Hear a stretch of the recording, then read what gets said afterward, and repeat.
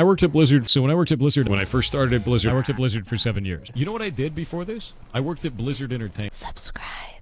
What's up, guys? Today we're going over a wide range of things. First of all, PirateSoftware did end up getting swatted, and because of that, he left Off-Brand Games. It's a little bit of a spoiler, but I gotta address this first because it's not funny, it's not a good thing. I really don't want to promote that type of action because swatting could genuinely end up in the death of someone. Like PirateSoftware could have genuinely died. If you don't know, swatting is when you call in a fake police threat and give them the name of someone famous, like a streamer. In this case, it was PirateSoftware.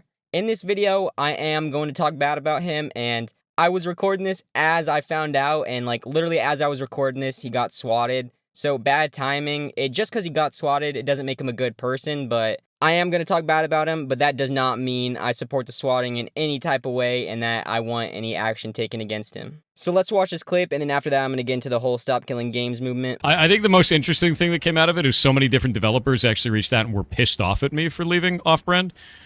Because they're like, the trolls win and now they know that they can like cyberbully people into losing their jobs and shit. And I was like, they already could do that. Like that's how they tried to kill me on Tuesday. So yeah. I mean, like, I'm going to be honest with you. I know you have like this big grandstanding narrative that you have to fit to, and oh shit, now they know that they have blood in the water. They swatted me on Tuesday. I don't give a shit what you think. I'm out, dude. Enjoy your initiative. Have fun.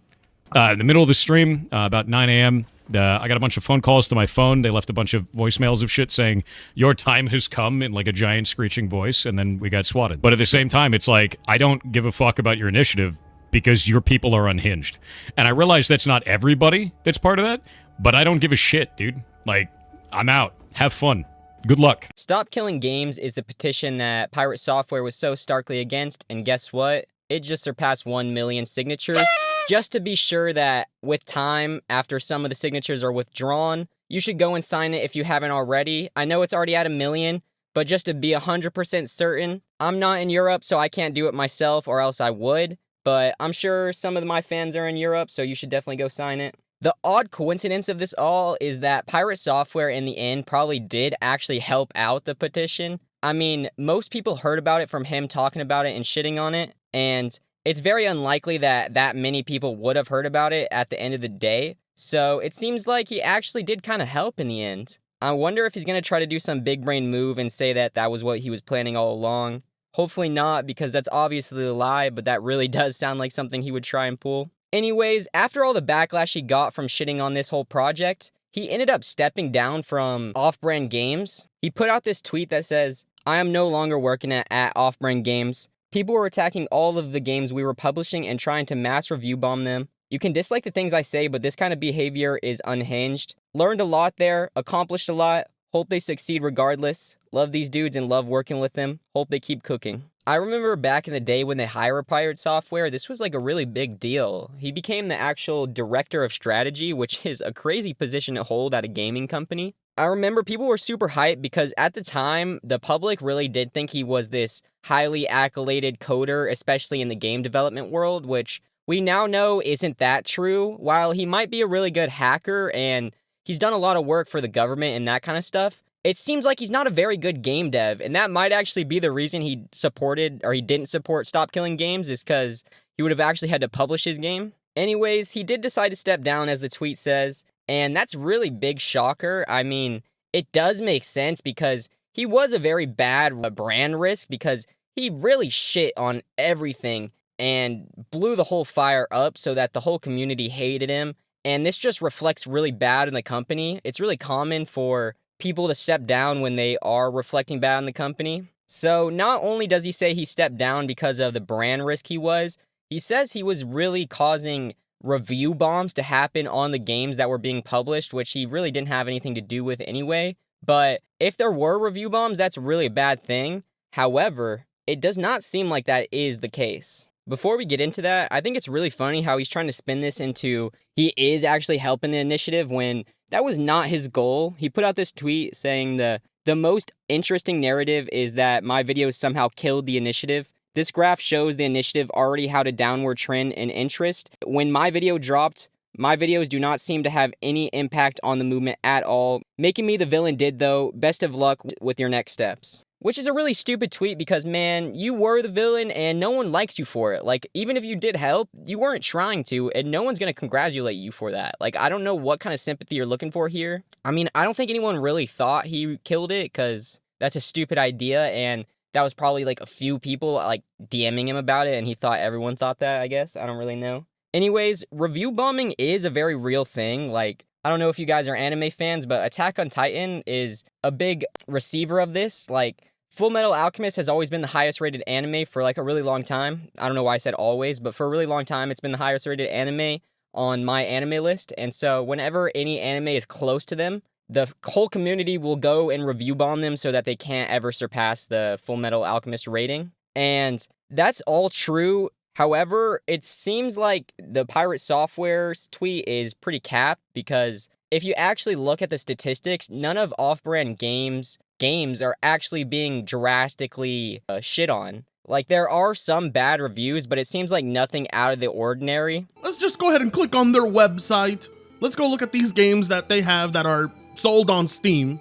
Ethermancer. But let's go ahead and look at the reviews. Recent reviews, very positive. Overall reviews are overwhelmingly positive. I cannot see a single review on this page that is overwhelmingly negative. As a matter of fact, there's only 46 negative reviews in comparison to 1,000 positive reviews. But what about Bonnie Bear Says Frog Time? This literally only has one negative review.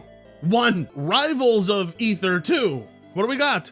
Recent reviews, mostly positive. All reviews, mostly positive. The only negative reviews I've been able to find on this are all reviews being critical of game mechanics, net coding issues, and the blandness of it. With that being said, he was genuinely a bad risk for the company. I'm sure all over media, like Twitter and stuff, like, it was getting shit on. However, the actual Steam reviews are not that bad. I know it is possible that if it seems like they were deceptive in the reviews and trying to bomb it, like, that Steam could take them down. However, I have no idea if that's the case or not. It just, from what we see, it really doesn't seem like they were review bombed. We got Mischief tweeting, "None of off-brand games titles are getting review bombed. Ludwig and PirateSoftware are both blatantly lying, seemingly further slander the Stop Killing Games movement. Incredibly weird and manipulative behavior from both of them here." And as you can see, Ludwig also did put out a tweet saying that such a bummer Rivals 2 is getting shit on for this. A few devs support their game as much as Rivals of Ether team. They still patch the original Rivals game 10 years after release. Blah, blah, blah.